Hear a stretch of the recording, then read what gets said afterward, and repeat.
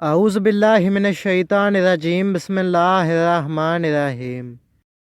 حضرت ابو ہریرہ رضی اللہ تعالیٰ عنہ ایک بار مدینہ کی گلیوں میں صدا لگا رہے تھے کہ میں نے مدینہ کی گلیوں میں رب کو چلتے پھرتے دیکھا ہے۔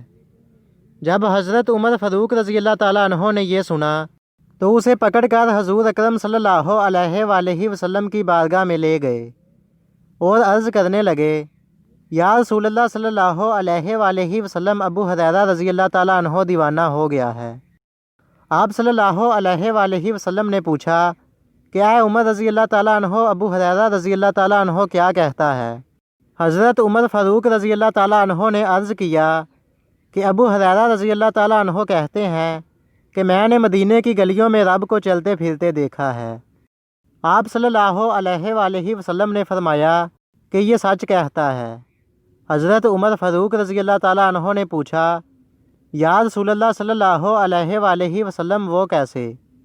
تو اللہ کے رسول صلی اللہ علیہ وآلہ وسلم نے جواب دیا، میں رحمان کا شیشہ ہوں، جس نے مجھے دیکھا پس تحقیق اس نے اپنے رب کو دیکھا۔